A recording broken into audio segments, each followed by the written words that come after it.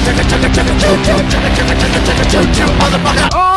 aboard the hype train! Choo-choo, motherfucker! Welcome to episode 13 of the Hype Train podcast with me, your host, Magnazan. Now, on this episode, we're going to do things a little bit differently because we're missing two co-hosts, or at least one of them. So Steve's not here and Jacko's not here either. I don't know where they are. I don't know what they're doing. I think Steve might be on a grinder date. I think that's where he said he was going on. That might not be public knowledge, but it now is. But I do have the big guns with me. The man from Wellington, the boss man.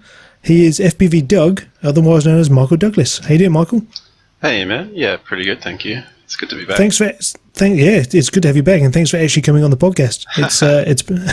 It's been a nightmare trying to get these things sorted. I'd like to do them more frequently than we have been. Yeah. But the main issue is that you've got to work around in effectively three people's time. You know, you've got to get me on, you've got to get the co-host on, and then you've got to get the guest on, and that's, you know, it's life gets in the way, I find. It's hard work. Oh, it is. I did actually have a grinder date lined up, but I kind of pulled out at the last minute, so you had a grinder lined up? Yeah. Oh, true. I've got nothing to say there.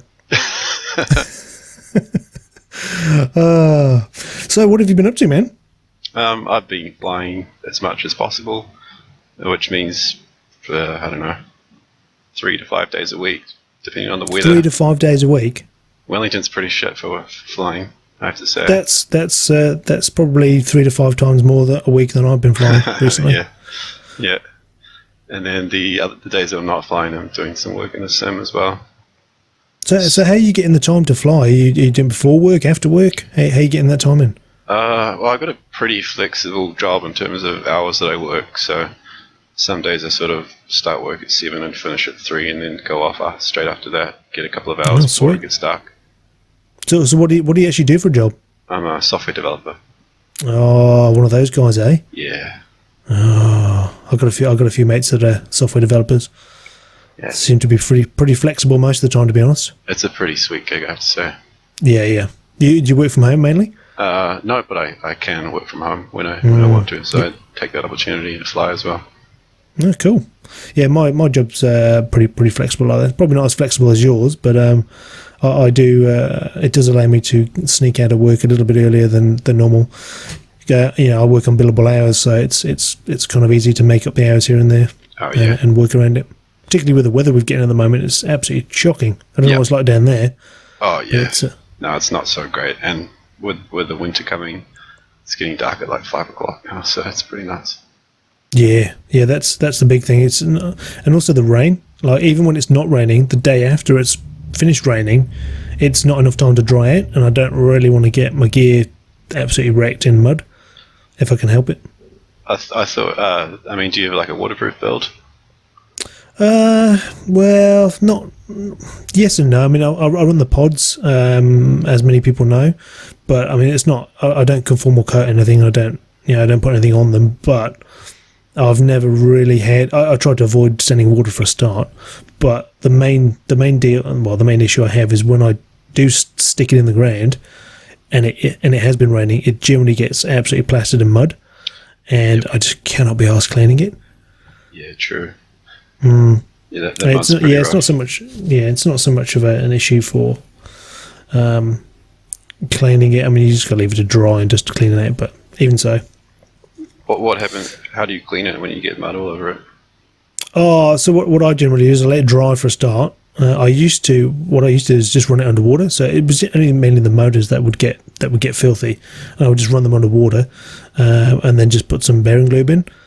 But what I've found in doing that is that by putting bearing oil on the bearings afterwards, it tends to attract even more dirt and just wrecks the bearings even quicker.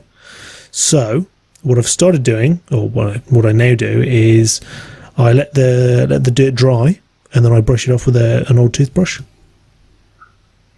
Okay. Or you can take the bell off as well. Depends how much dirt you've got in there, but I generally let it dry first, and then just brush it off.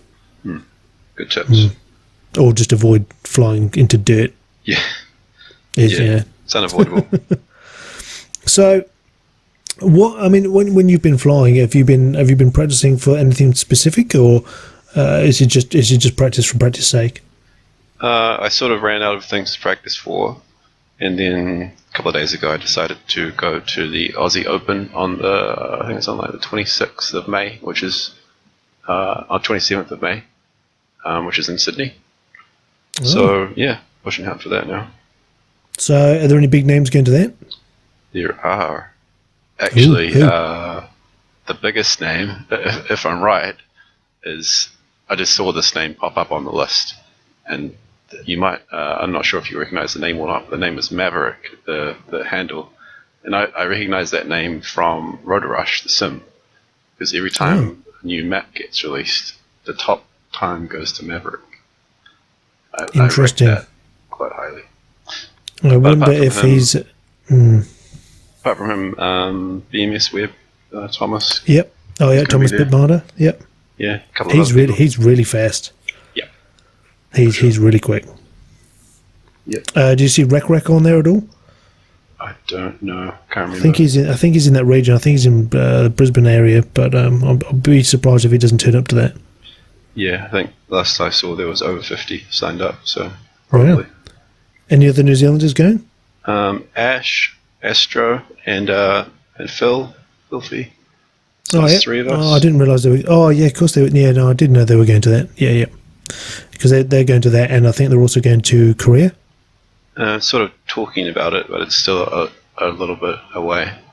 Well, there was another one. Did you see that? There was another Korea event in a couple of weeks, I think. That sort of popped up out of nowhere. I'm a little bit confused by these Korean events, to be honest, because they seem to all be called the World Cup, right? But they're run by different organisations, and I'm not sure which ones are which. Yeah, I've no idea. I guess it's pretty much free reign to call it whatever you like at the moment. Yeah, true. Yeah, and it's 5S, isn't it, over in Korea? That's the part that scares me as well. Oh, look, I mean, let's be honest. How much... I mean, you didn't go to Worlds, and Worlds was kind of an anomaly, I think, for the most part. But I haven't really seen a track where I've gone, oh, I need 5S on that. No, most tracks that I've flown on in New Zealand, I think 3S has been almost the same as 4S. Oh, really? Yeah. If you have a good light 3S build, then it can perform pretty much as good. Yeah, you have to be super light though. But I mean, that's New Zealand, and we run. What I've noticed is that the UK specifically and New Zealand run very similar types of tracks. They're very tight, they're very technical, and they're not overly full throttle-ish. Whereas you look at I wouldn't say the majority, but a lot of the US tracks seem to be a lot bigger and a lot more full throttle. But in saying that, they have been doing the... do you see the one from, I think, Paul Nuke FPV? Or he used to be called Boba Fett. He posted a video of a track, I forget where it was now, but they were doing the gravity gates. So they've started doing that kind of stuff now. So with the 3-level gravity gate? Yeah, so you dive in through the top, and it's like a vertical drop. Yeah, I was watching that today. Like a tower. Looks pretty awesome. Yeah, I think we need to start getting some of those in. Yeah. Maybe if Jonathan listens, he can get one for Levin. Yeah, from what I read, that they were saying that people were having a lot of trouble with it at the start, but after they had like a full day of practice, and after that, everyone was just nailing it. Yeah, and I think that's the thing, right? Is that specifically, I mean, I've talked about this at events before, where as long as you get enough practice on a track, there's no reason really why everybody should not be getting around it and finishing it. But it does require a fair bit of practice to get going. Yeah. Interesting. So what gear are you running at the moment? You're going down this lightweight build, right? Oh yeah, I'm sort of going down that pathway. So I'm still running my Hyperlight Super Stretch right now. That's the thinner, longer one, isn't it?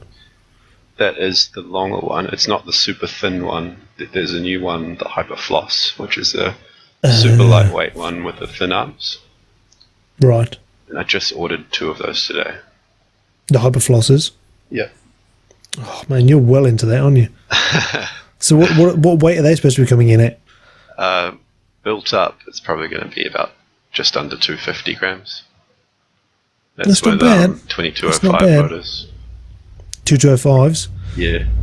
You And see, 4-in-1. yeah. See, I forget who I was talking to now. I was talking to somebody. I think it was somebody on the race flight chat on Slack, and we were going backwards and forwards, and it was KB, I think, and we were saying that we don't believe that saving the 5 grams or so on 2205 motors is worth the lack of thrust that you're getting compared to a 2206.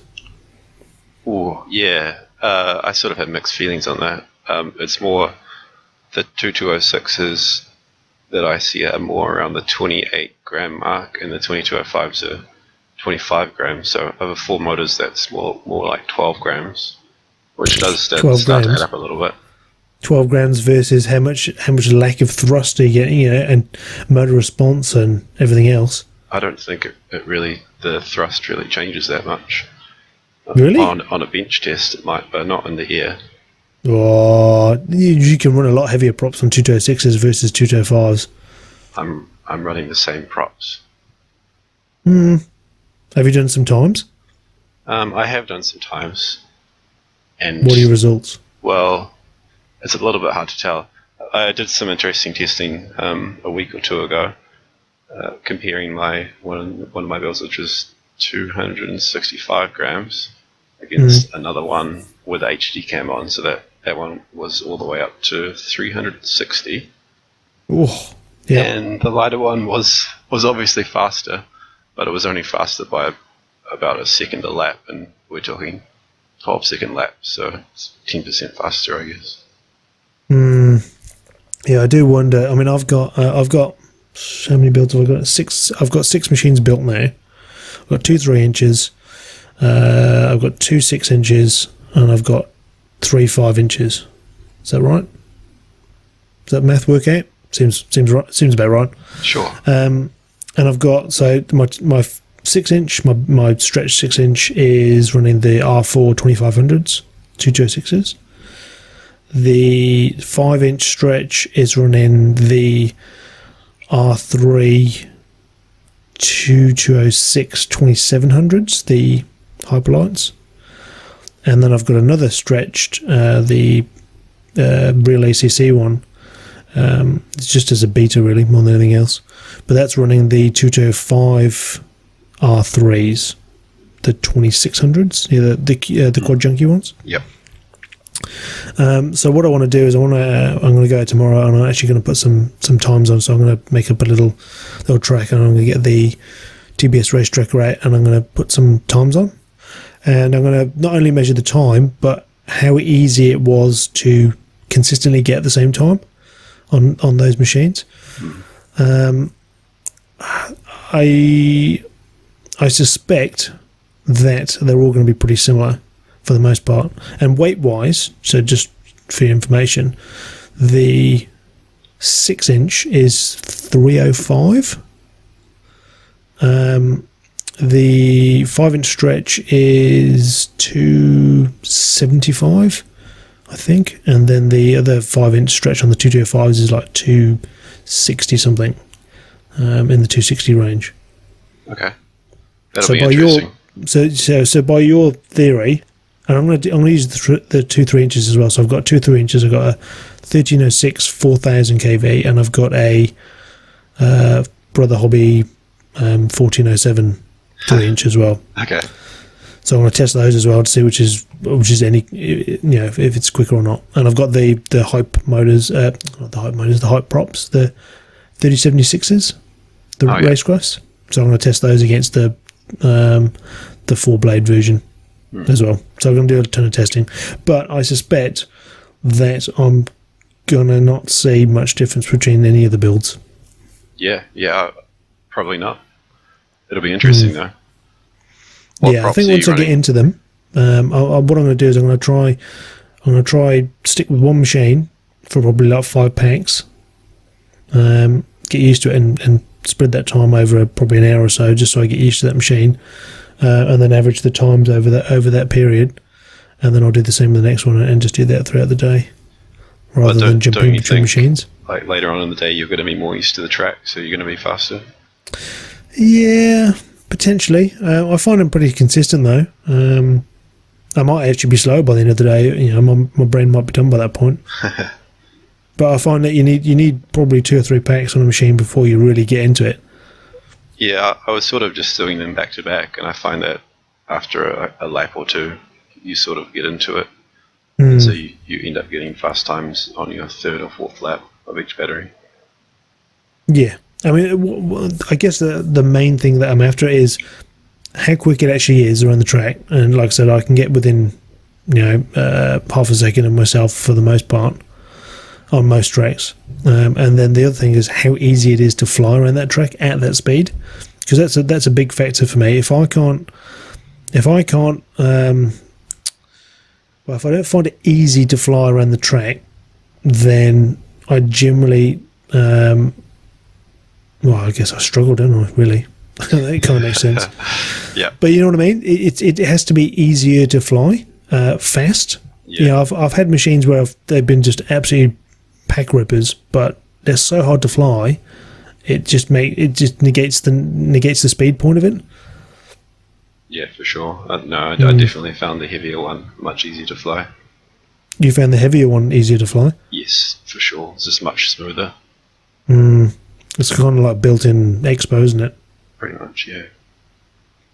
So what are the gear you're running? Are you just running the standard kind of revolts and? Revolt, the 4-in-1, Acon 4-in-1. Oh yeah, how you finding that? Oh, it's pretty good. It's really good actually. No issues. No, it's perfect. You're running caps on there? Yeah, I just chucked on whatever cap that came with it. It's a pretty small one. I think they're like 330s, or 370s or something. Rubicons. I have to confess that I've never noticed a difference with a cap on or a cap off. No, look, I mean, that's one of the things I'm looking at the moment, because I've got on the 3-inch, I've got a millivolt, not a millivolt, sorry, a spark and a millivolt. And I've also got some Spedix, or Spedix, I don't know how you pronounce it, 4-in-1s. And I've got a Panasonic FM cap, which is supposed to be the super low ESR ones. Have you seen those? Yep. So I've got one of those, and on the other ones I've just got the normal, I think the Rubicons. They're supposed to be rubbish, but I've got the normal Rubicon 370s, and I have never really noticed the difference between the two. Yep. Well, I've noticed at the moment anyway. They're both running fine. What I suspect that I would see is that on the FMs, or what's supposed to happen is on the FM cap, the Panasonic, I can go slightly higher on PIDs. Really? Yeah, that's apparently what will happen. So it gets rid of so much noise that you can actually go up on your PIDs. Is that what the race light guys told you? Oh, that's just what people are finding with sticking caps on the machines. That's intense. Well, I mean, it makes sense though, right? If you're cutting all the noise down, going to the gyro, in theory, there's no reason why you can't start bumping up the actual PIDs. Interesting. So yeah, that's something I'm looking at the moment. I don't know whether I'm going to start stacking camps on. I do have 1,000 UF one, or microfarad one. That's crazy.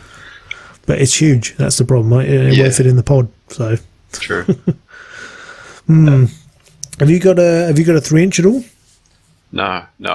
All I do is 5-inch. I'm not going to waste my money on anything else. Really? You think so? Yeah. You're just too hardcore. I think that's your problem. You're just pure too hardcore. 5-inch hardcore. That's it. Nothing else. Everything else is a distraction. Oh man. But honestly, I spend enough money on it already, and I'd rather be spending my money buying new stuff for my 5-inch machines. True. So, I mean, what's your plan for the season? Are you going to keep up with the hype, or are you going to stick with what you got? Ooh. I would love to say that I'm just going to stick with what I've got, but I think we both know that's not going to happen. Yeah. I mean, I've said at the start of the season that I've got a season build, which I've done. So I've got 3 machines that are my season build. But I do have one machine. Well, I do have 2 machines that I kind of class as experimentals. So I might use those for hype stuff, but I'm definitely not going to do all of my machines this season. Yep. It's just I don't think it's necessary. I think the gear's so good now that you're really not going to see much difference. Yeah, if you and I were battling every day, and we went to events every day, or every weekend or whatever, where I could benchmark the machines, I think I might see a difference if I changed to a motor, or you changed to a motor, or something like that, possibly. But honestly, I think just sticking with the same gear will give me the same performance edge. It might even be better off because you get used to it. Yeah, and that's what Brad did for a long time. I mean, I don't even think he's changed his gear recently. He ran his same gear for like 2 years. It was good gear, but he was used to it, and he'd still dominate with it. Yeah. Well, I think like if you're talking about motors, for example, some of the newer motors that sort of become the hype train motors, they're not actually better. Like maybe if you want to look at the big, heavy, powerful motors, they might be more powerful, but there are trade-offs. Like they're heavier and they draw more amps, so you don't actually gain an advantage by using them. No, you're right. There was an interesting. Did you listen to the Chad episode on Quad Talk at all? So he made an interesting point about the going larger motors but lowering the kV. So specifically the E4 2407 motors, which look very interesting. So and the main reason there was that he was seeing the time that it took for the motor to spin up and spin down and spin up and spin down through use. He was seeing lower amp draw because the motor had more torque or something along those lines. Basically had more power and therefore was not using more amps to spin up and slow down again, which I guess kind of made sense. And he was actually seeing more efficiency from larger motors. Obviously the only issue there though is the weight side of it. So yeah. I think if I was going to go with larger motors, then I might be looking at the 2207. There's some new Brother Hobby ones coming out soon. Oh, really? So what I've not seen those. Which ones are those? 2207 and whatever KV. There'll be a range of different KVs, but I think they'll be coming to Pyroflip soon. They might actually already be at some other shops. Oh, mate, they'll be the best motors in the world as soon as Kebab gets hold of them. Absolutely. Your mate. Buy now. Yeah. Buy. He should just have like buy nows. I tell you what, if he had a one of those shopping channel kind of things on, that'd be hilarious. That'd be amazing. Because that's what he reminds me of. Those shopping channels. It's like, oh my god, this is the best motor in the world. You need this right now. We only have 100 of these in stock. Go to Pyroflip RC now. Use the coupon code Kebab FPV. It's science, though. It's all science. You can't argue with science. Bro science, bro. That is maximum bro science. With his don't even get him started. But anyway, he changes his mind every week.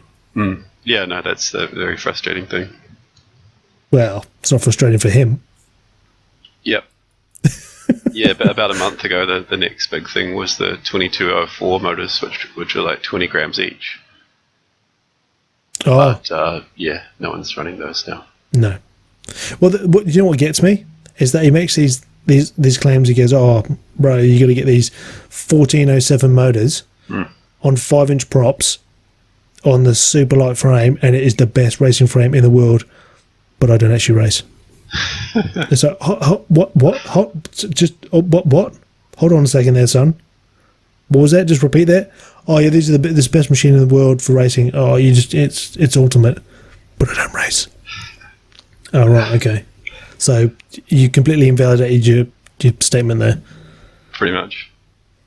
It wouldn't be so bad if he was like, I've had somebody test it and this racer said yes, it's good, and here's the stats from it. Actually backs him rather than just going, oh, it's the best. It's so light, so therefore it must be awesome. Yeah, to be fair though, once he did test those properly and have some other people test them, he did come out and say that it didn't work and don't buy it. Yes, after everyone had already bought it. Yeah, so it's more of a personal discipline thing. Just don't jump on the hype train straight away. Just wait till people actually try it. Yeah, and that's something I've learned is not jump on there straight away. Even though we run a podcast that is the Hop Train, we're here for the hype. But in saying that, there's not really been a lot of new stuff that's come out that I've gone, oh my god, I really need that. Yeah, I think it's kind of settled down quite a bit at the moment. Do you find that? Yeah, no, I think it's good.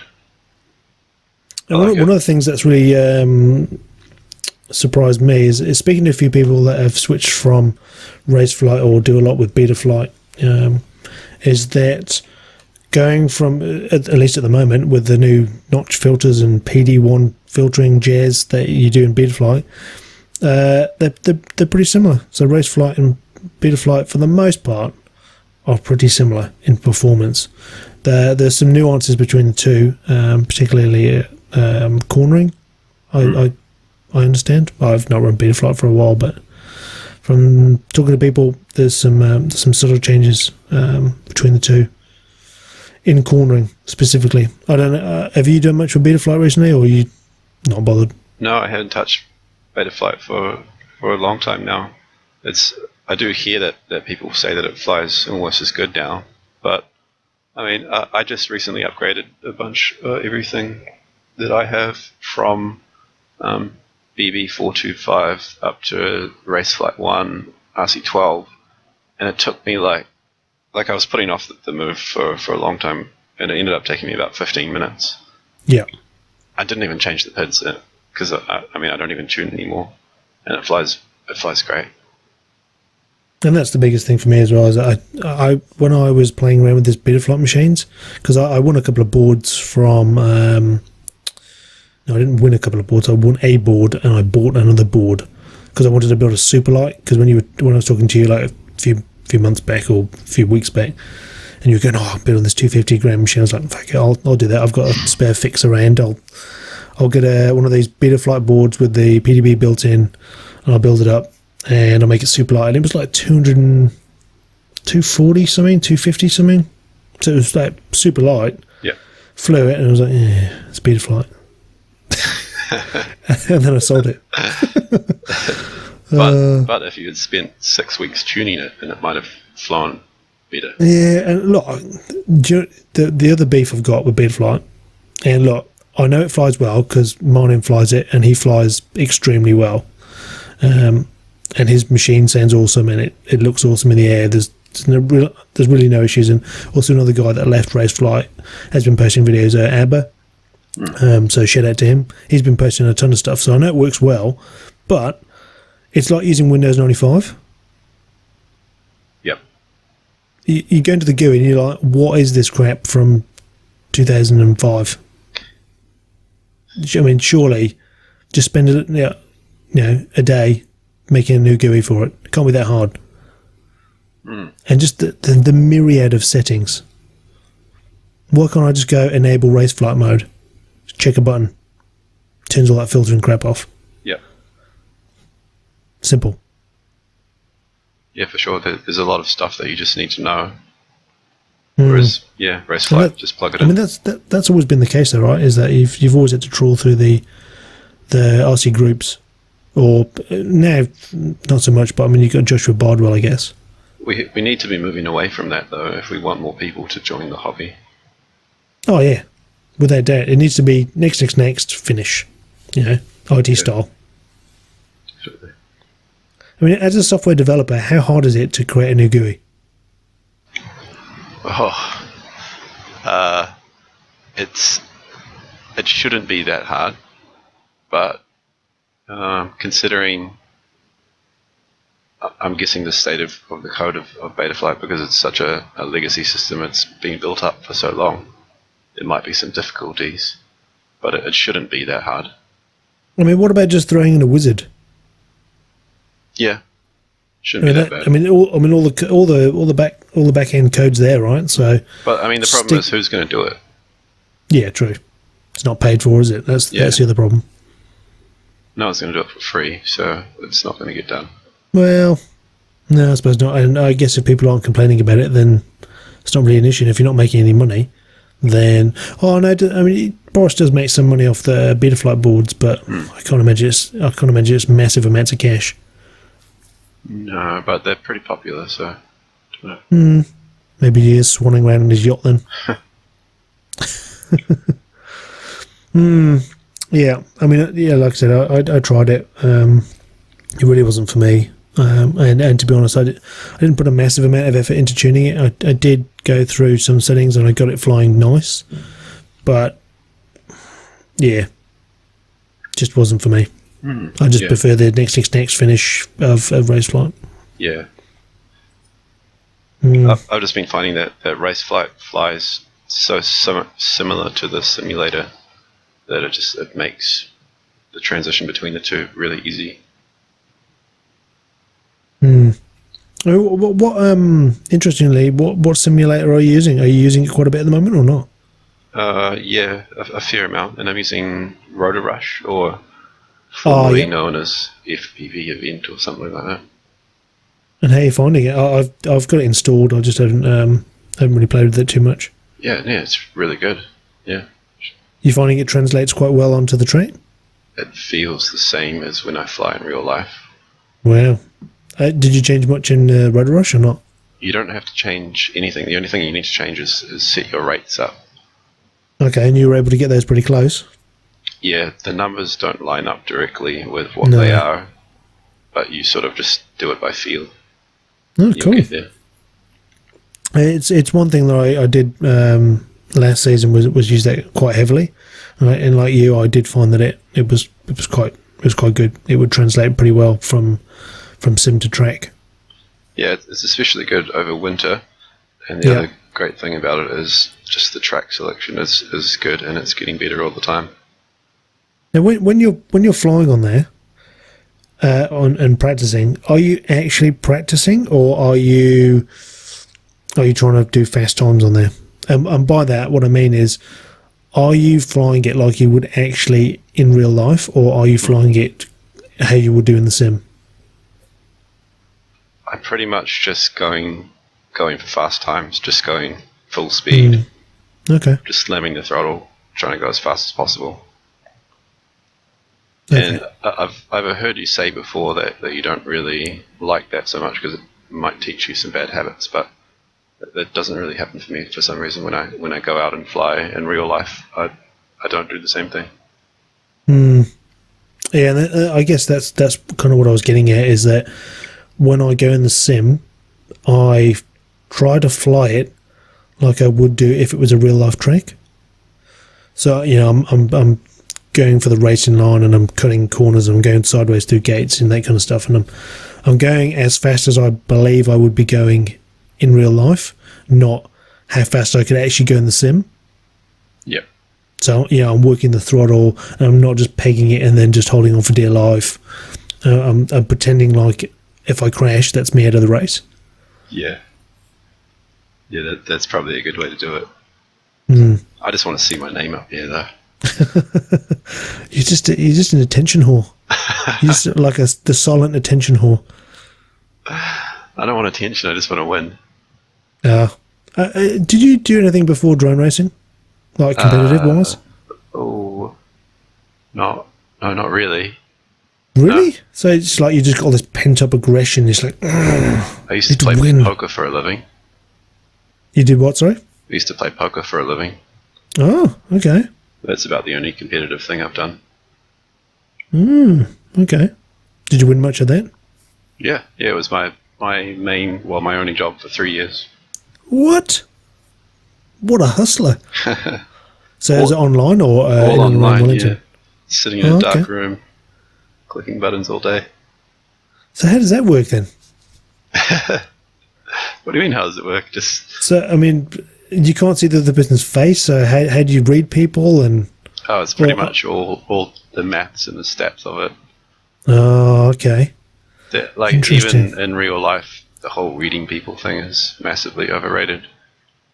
Okay, so it's all counting cards effectively then. Pretty much, yeah. So how would you start doing that then? So if you get dealt a hand, what's your thought process? So I'd look at my 2 cards, and I'd look at my position on the table, and that would tell me basically, like, it pretty much dictates my first action.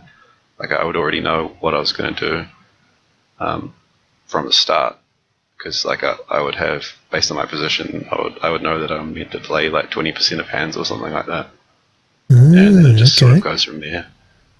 And then when you're playing online on the computer, you have all the stats sort of at the ready, so you actually have you can sort of overlay numbers over people, so that it actually tells you how often people take certain actions. It's kind of cheating. Oh, you're kind of like using a bot almost. Well, it's not really a bot, it's just like extra information to help you make decisions. So you're kind of going, and is that a separate program that you'd run? Yeah. Oh, okay. Interesting. Running in the background. That's pretty cool. And you have to manually put in the details, presumably? No, just or every hand. Or is that screen grabbing of some sort? Every hand that you play is like a hand history that gets saved to a database that sort of runs the whole thing. Jesus. Was that quite lucrative? It was pretty good, yeah. Wow. Well, I guess if you're doing it for 3 years, that's pretty damn good. Yeah, it was pretty good. So why did you stop doing that? I just got bored of it. Yeah, I guess you're not really meeting people, are you? First year or 2 was great. It was fun. But then after that, I just, wasn't learning anything new. Wasn't really leaving the house that much. And, yeah. Oh, well, there you go. They're learning something new every day. That's pretty interesting. That's pretty cool. And then from there, you just went straight to drones, right? Pretty much, yeah. Jeez. So you've always been competitive then? Yeah, I guess so. Yeah. So what are your aspirations then for I guess for next season and going forward? I don't really know. I'm hoping to do decently in Australia. Maybe that'll probably be the only international thing I go to this year, but next year I'm hoping to go to another couple of international events and do well. Further afield or within Maybe. this kind of Asia Pacific area? Yeah, whatever happens, I'm not really sure. I'm not planning to go to the Korean events. No. I mean, it's a possibility, but probably not. Yeah, it's still, for me, it still needs to mature a bit more. You look at, I think MultiGP is probably in the US is really the standout, and obviously DRL if you can get into that somehow. I think those are the 2 standouts, but everything else is kind of like, yeah. Yeah, no, I definitely agree with that. So just sort of sticking with it. I think just trying to be consistent with it, with the hobby. And just see where it goes over the next few years. So I mean, on professional racing, how have you seen the DRL stuff that's coming out, the season 3 or whatever? I think it's season 3. DRL 3. I've seen news about it and stuff, but I don't think that it's available for us to watch here in New Zealand. No, it's not, and that in itself is a problem. But what I wanted to talk about are the quads that they're actually using. Have you seen the specs on these things? They're pretty crazy. So they 6-inch machines. Yeah, the 6-inch machines, tri-blades, 60/40 tri-blades, HQs. They are 5S, running 5S 1800s. They're running the Brother Hobby Tornado T2s, 206s, 1800 kV. So they've actually got a custom wind on those. The rest is pretty standard stuff, I think they're running an F3 board. It does say that they're one-shot ESCs. They're running one-shot. I don't know why they're doing that, but they seem to fly okay, like from the videos I've seen. But the thing that got me was that they are just under a kg. That's crazy. I know. And they I mean, looking at the flight video, I mean, you're going to feel that kind of weight, but I think with the 6-inch props, you might actually be okay with the the instant stopping with that kind of weight. Yeah, well, I heard the thrust to weight ratio is pretty similar to the 5-inch machines that we run. Oh, okay. Interesting. Yeah, it's going to be the inertia that's going to get you there, right? Well, I guess so, but I don't know. I don't really, not that good at physics, so I would have thought just the thrust to weight ratio would be enough. You still got to stop it. So if it's going in a direction, you still got to stop it, or you've got to essentially turn that mass around a corner. Yeah. So in doing that, what's going to be easier, 400 grams or a kilo?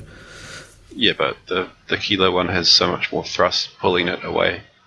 Yeah, but it's still going in a direction. You still need to pull it in another direction effectively, and you're going to have to turn a lot sooner through a corner. You're not going to be able to turn into a corner anywhere near as quick as you would do with a 5-inch, a light 5-inch. Yeah. And that's the thing I've noticed with the lightweight versus heavier weight machines. I don't know whether you've noticed it, but with my slightly large or slightly heavier machines, let's go to the extremes. My 6-inch machine versus my 3-inch machine. I can go into a corner with that 3-inch machine and just literally turn on the spot, and it will just carry on going at full speed, no problem. The 6-inch machine, obviously, that does not happen. I need to turn way before the corner in comparison, and then fly it through the corner. Whereas the 3-inch with no weight just goes bzz and just goes on going. I think that's the biggest gain in the lightweights. Is the issue just that the 3-inch has a lower top speed then? No, not yeah, kind of. And that's something I haven't fully tested yet. So I haven't really ripped the 3-inch, the 1407 anyway, at full speed. I suspect it will have less. I notice it isn't as quick as the 6-inch when I have tested it. But I think where it loses on top speed, you'll gain on manoeuvrability through the corners. I mean, see, there's sort of there's a bit of a gap to me there, because you say it corners faster and the top speed is almost the same. Yet I don't see any 3-inches. I mean, really being competitive with a 5-inch on a decent track. No, it won't be. It won't be. It won't be. It's not as fast as my 5-inch machine. It's not as fast as my 6-inch machine. What I'm saying is it's not quite as fast as both of those, but you can throw it into corners and take very, very tight lines. It's a lot more manoeuvrable. There was a video of Night Fury racing one recently around a track, and I think Brian Morris has been running a 4-inch 1407 ultralight. I think. I did see the Night Fury 3-inch video, and I thought it was a little bit funny because it sort of screamed hype to me, because I actually watched the video and it looked kind of fast, and everyone was saying, "Oh my god, it's so fast, that's amazing." But then I watched one of his regular 5-inch videos straight afterwards, and it was just so much faster. Oh, it is. Yeah, without doubt, it's way quicker. But I think this goes back to the point I was making earlier, where it's easier to go faster with the lighter weight machine, with the 3-inch, than it is to do with the 5-inch. But it all comes down to time. I think they have their place anyway. I think on a tight indoor track where you're going to have more throttle range and you don't need the full top end speed of a 5-inch. Because let's be honest, how often last season did you hit top speed on your 5-inch? Once. In New Zealand? Yeah, there you go. Twice, maybe. Yeah.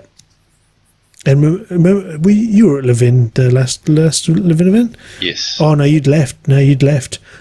Scott Taylor, RC Frico, was battling around the track with, I think, Tim. So Tim had a 5-inch and Scott had a 3-inch.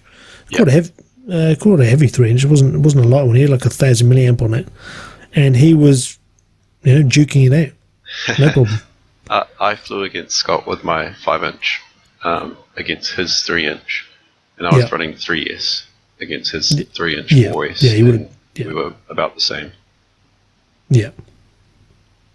It wasn't quite. It was only running the Emax motors, So it wasn't a super quick one. So I'd be interested to see. Like I said, tomorrow will be the day where I go out and get some lap times and actually say, look, this is how quick it is around the track. Yeah. And I think that'll show.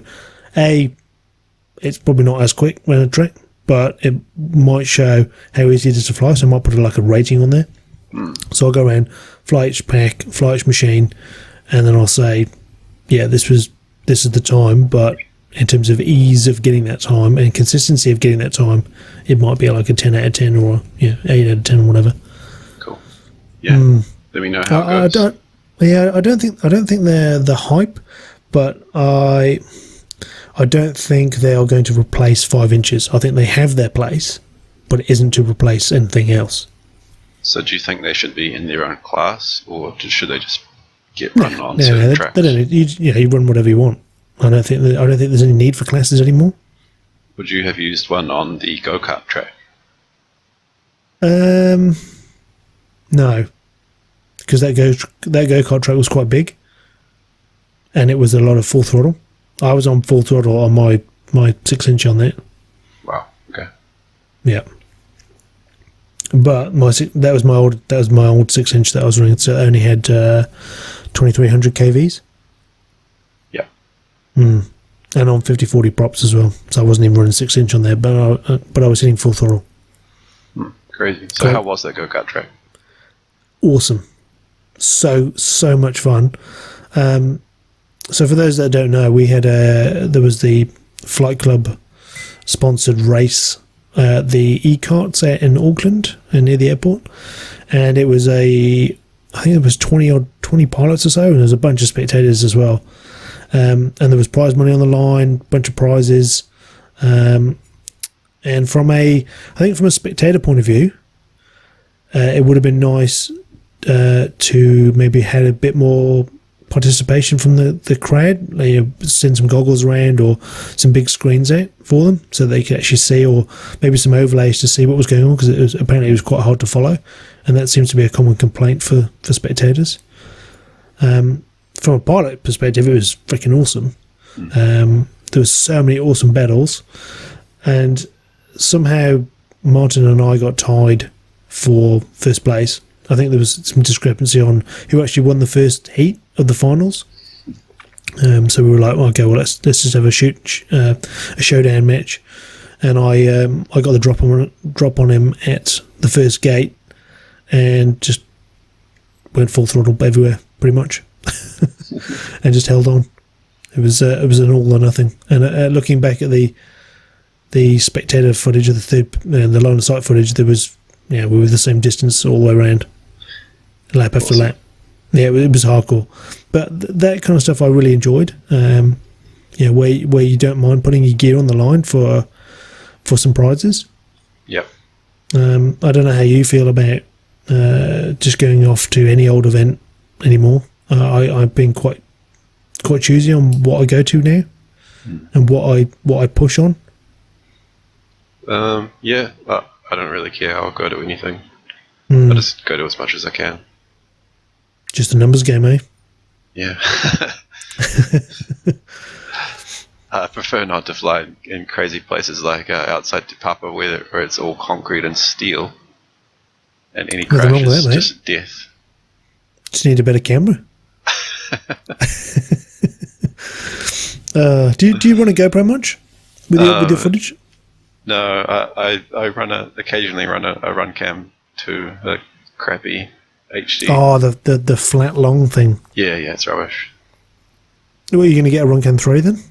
No, I don't think so, because the audio is terrible. The video quality is pretty good, but I kind of like hearing the audio, especially for racing footage.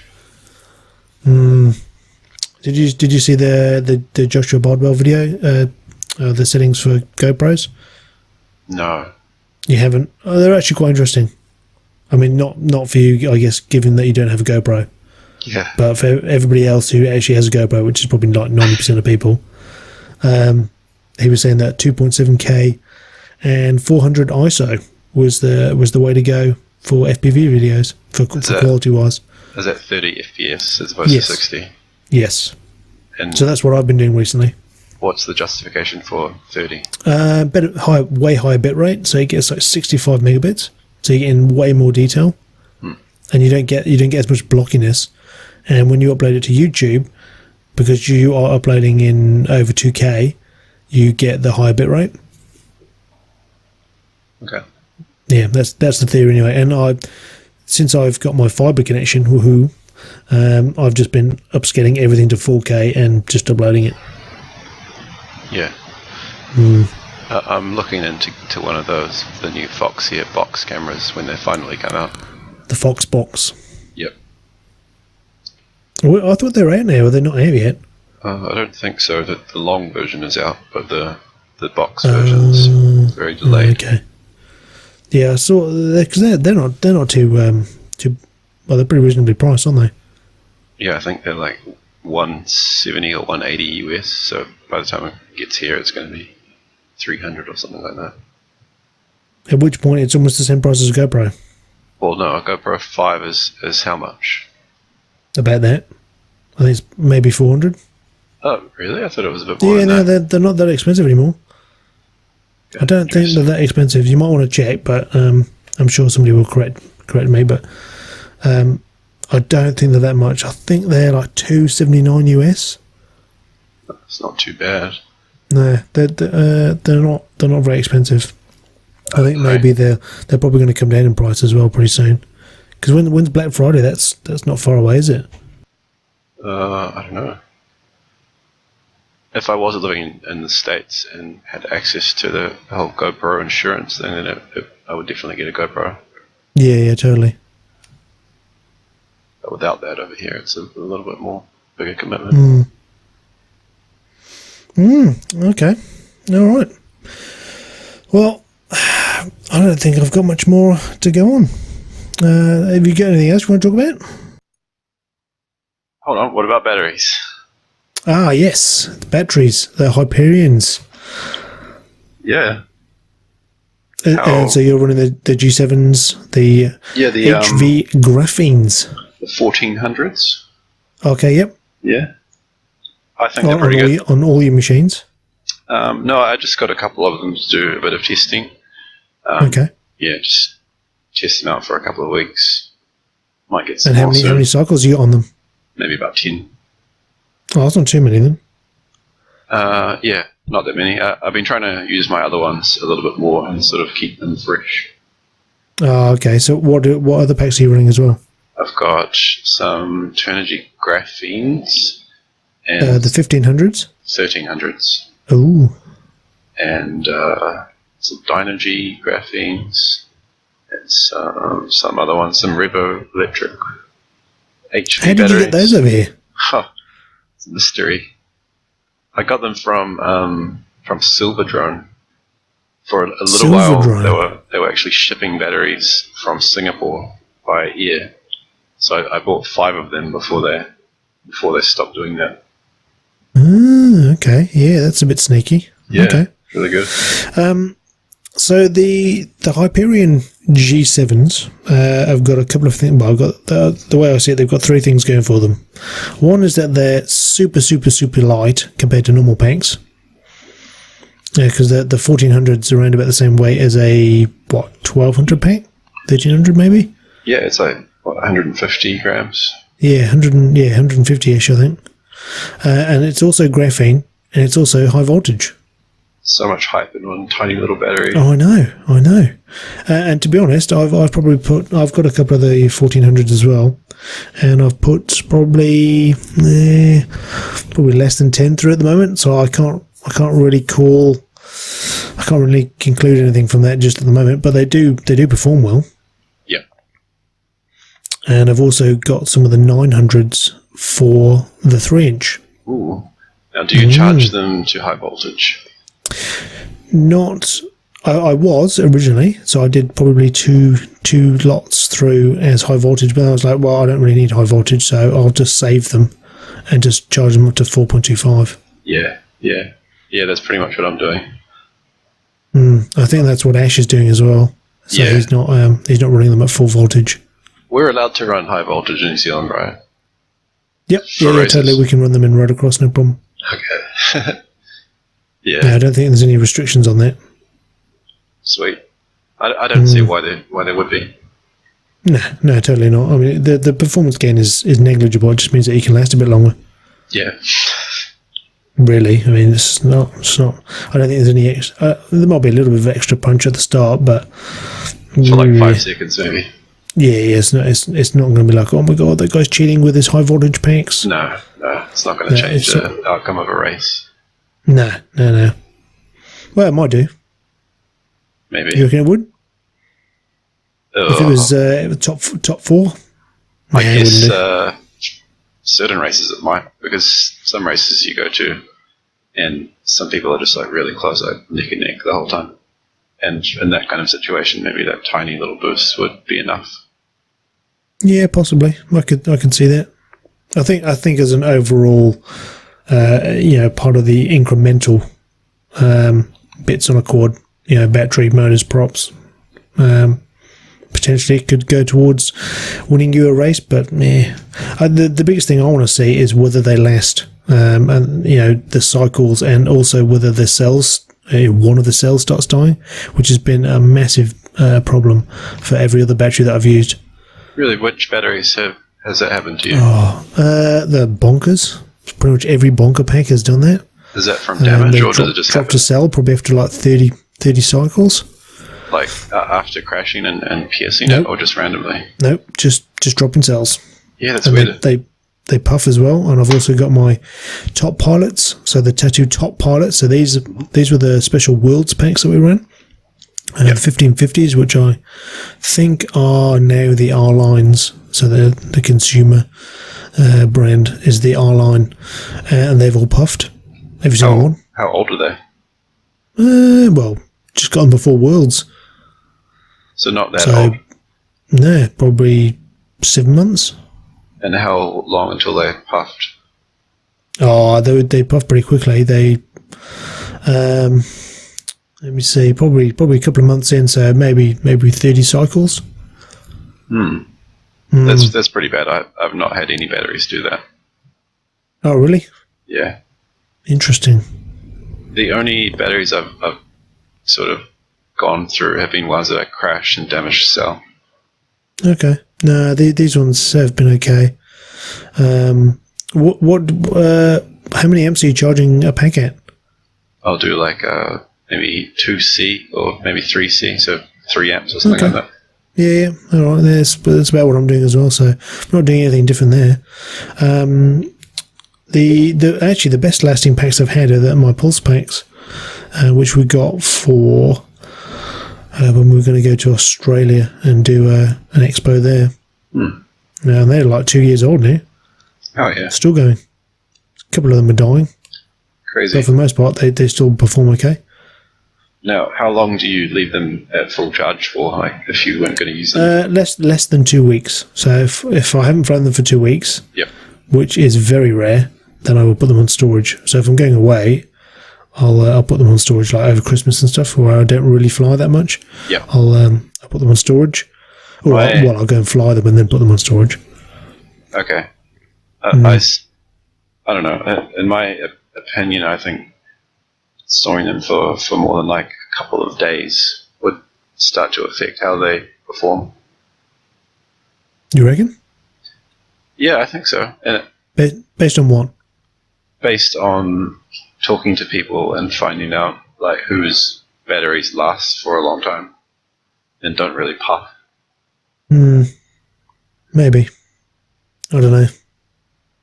I mean, I've done RC for years, and the majority of that time has been electric, particularly with helis, and generally the consensus from the manufacturer was always, as long as it's under 2 weeks, you're usually okay. The IR doesn't creep up. There's usually no issues with capacity loss or anything like that. Interesting. So as long as it's sub 2 weeks, usually okay. Yeah.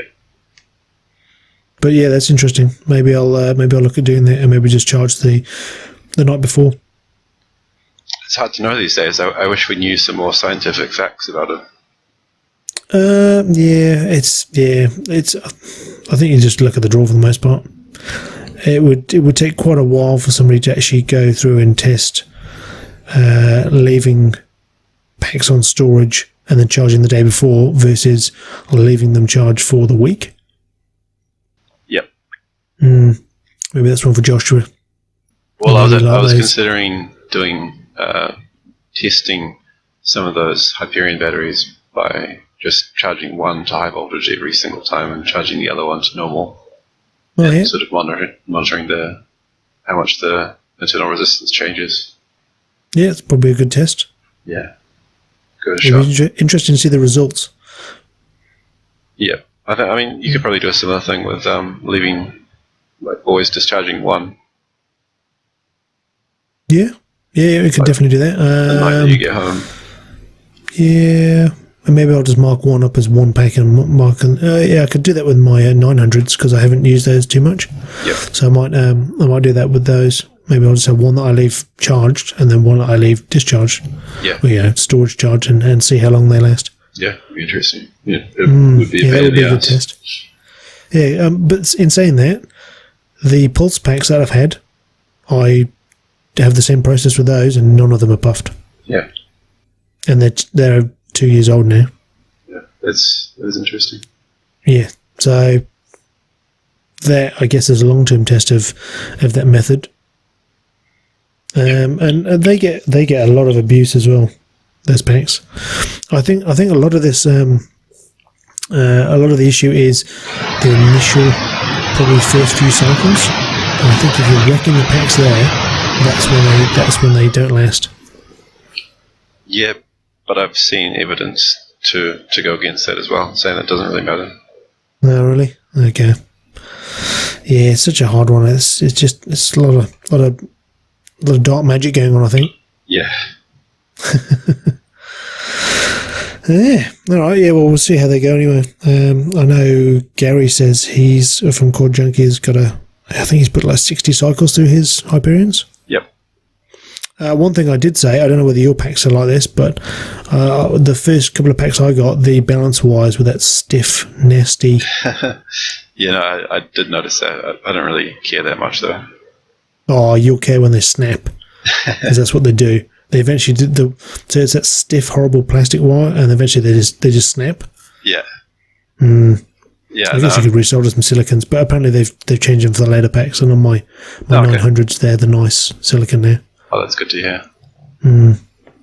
Yeah, I think they're good batteries, and I feel like they perform just as well as my Turnigy graphenes, which are like 30 grams heavier. So why not have something lighter? Yeah, the weight's a big thing. I mean, and they don't cost massively more either. I think they're pretty reasonably priced.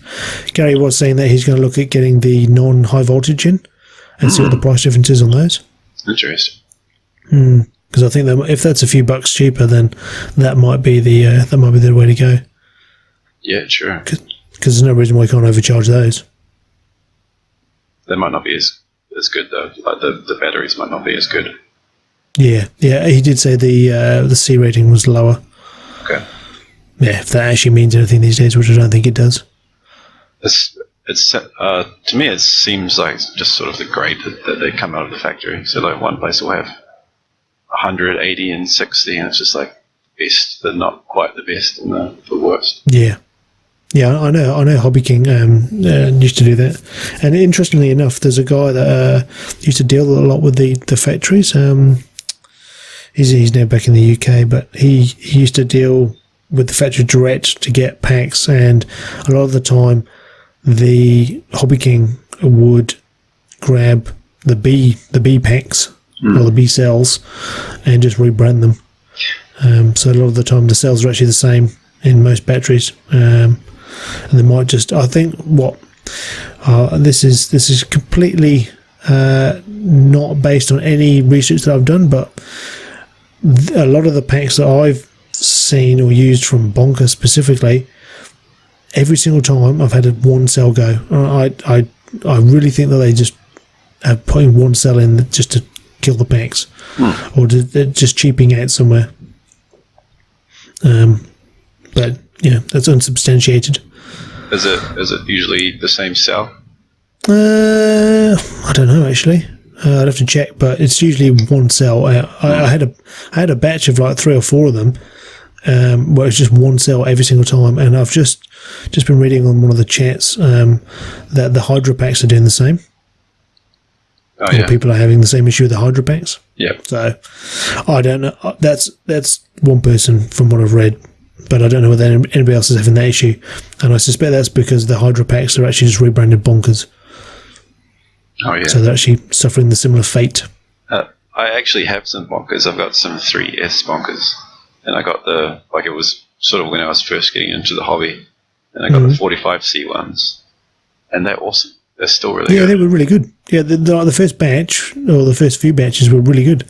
And then after they became popular, I think they were like, everyone's buying them anyway. Supposed to throw some cheap sales. I think that's what happens a lot of the time. You'll get the first few batches that are awesome, and then they degrade over time. And that's one of the reasons why I wanted to get these G7s first, because typically they're good off the bat, and then they go bad on the next few batches. So we'll see how long they last. Yep. All right. So I guess we've covered quite a bit on this episode. It's interesting to know that you're a poker demon as well. So I'll be wary to keep away from that when we next meet up. Definitely. No, it's been good. Have you got anything else you'd like to add at all? No, it's been good. Sweet. Yes. All right. Well, thanks for coming on, and thanks to our sponsors, both Quad Junkie and Raceflight. Don't forget to use the coupon codes for those. That is the Hype Train for both on quadjunkie.co.nz and raceflight.net. And we'll catch you on the next one. Goodbye.